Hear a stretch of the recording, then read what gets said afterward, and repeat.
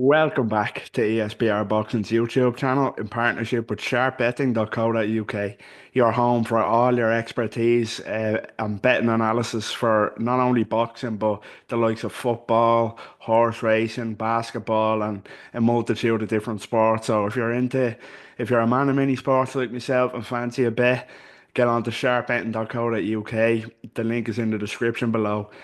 Just here, Niall giving a quick solo reaction to what we've just seen from Liverpool, England, as Andrew CAIN has won the British and Commonwealth bantamweight titles, defeating Charlie Edwards, the former world champion at flyweight, by split decision in a fight that definitely is not going to win fight of the year contender. I can guarantee you that. It was it was a dreadfully underwhelming performance from both men, really, but particularly from Charlie Edwards.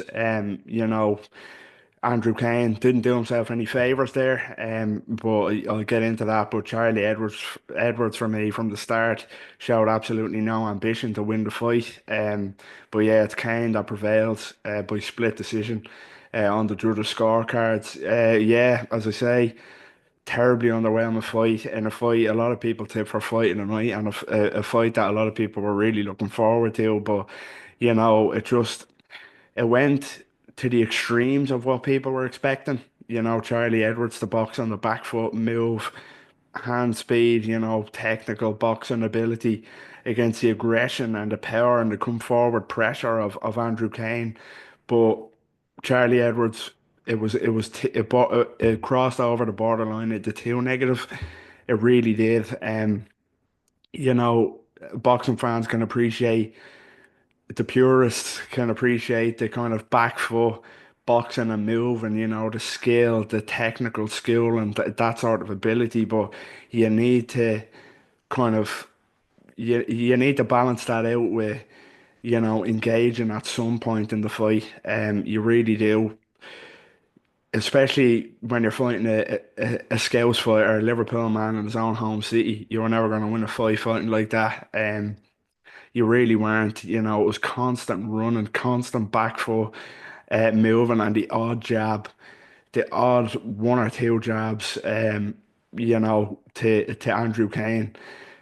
No flurries, no combinations to kind of balance out the movement. Credit to him.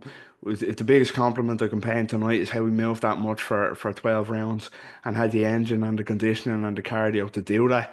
But yeah, he showed no ambition to win the fight. It was a dreadfully negative performance from Charlie Edwards, who's been talking a big game lately.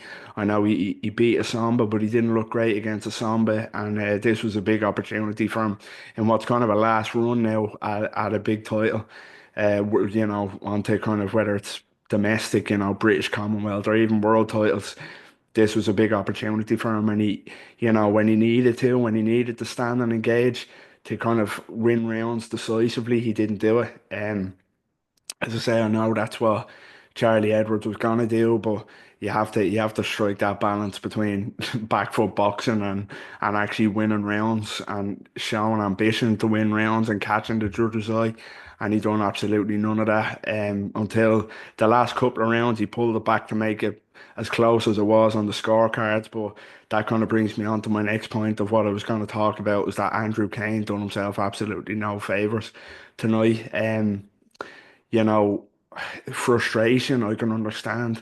Andrew CAIN was dreadfully frustrated at the performance of Charlie Edwards, but you have to kind of, that's no excuse. We seen him with the hands down, kind of goading and taunting Edwards to engage and stepping back and hoping that Edwards would come forward more and engage. But you need to be more clever than that. I know for anyone it's hard to look good against a fighter that negative, but you have to kind of, and I suppose that's where his corner comes in as well, telling him to kind of be more clever about the traps he sets, work more. He became hesitant to throw himself in fear that Edwards would just slip away, which he done for most of the fight. So CAIN's kind of output dropped. Yeah, just volume punching to the body mostly, but even if you weren't landing, if Edwards' back touches the ropes, that's when CAIN needed to be working. Even if shots hit elbows, gloves, you would have won those rounds comfortably. Against Edwards by just outworking him, simply outworking him, closing the distance with your feet, and remonstrating to kind of the crowd and Edwards by holding your hands out or behind your back. That's not good enough either, to be honest with you. So he done himself no favours tonight. I think his the volume of his punches could have got him in real trouble. I just would have liked to see him put it on Edwards more. I know it's easy to say, as I say, when you're against a mover, someone who moves that much and runs that much. But yeah, I think Kane just could have. He became a bit too hesitant himself then, and a bit too not negative at times, but as I say, just hesitant to throw in fear of Edwards slipping out and moving. But yeah, Charlie Edwards showed no ambition to win that fight from the start.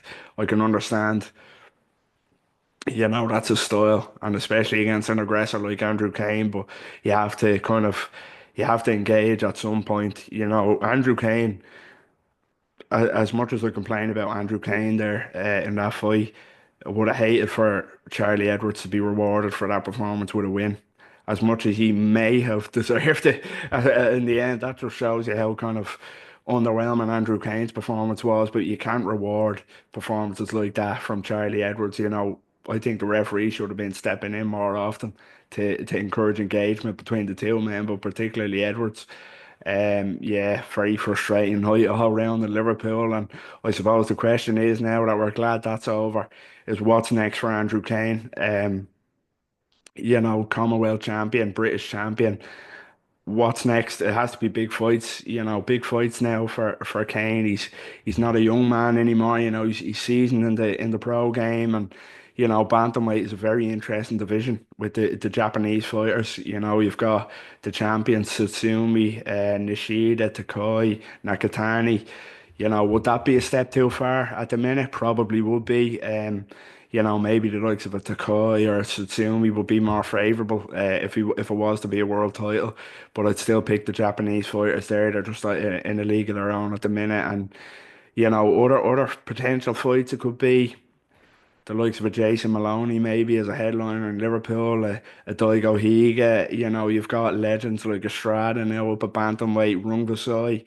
They're potential fights that could be good benchmark fights before he does fight for a world title. And the likes of it against maybe a Rungvisai, he could pull it off. Maloney still a quality operator, real test for him before he makes that jump to world level. But I suppose that's for another day. As I say, once it's not a Charlie Edwards rematch next, we're happy with that as boxing fans. But as harsh as it sounds, that's true. Unfortunately, a dreadful performance from both men really in Liverpool here and what was expected to be fight of the night. So yeah, that's just my quick reaction on this one. Andrew Kane, British and Commonwealth Bantamweight champion, now defeating Charlie Edwards over 12 rounds by split decision at the M&S Bank Arena in Liverpool. Let us know what you think. I'm very curious to get your reaction to that. What you thought of that fight. Don't hold back. Let it out. What you think and how did you score that fight? Most importantly, let us know down below. And as always, don't forget, like the video. We'd really appreciate it. Subscribe to our YouTube channel. Follow us on all social media. Once again, check out sharpbetting.co.uk for all your betting tips and analysis down in the description below. And yeah, until next time, take care.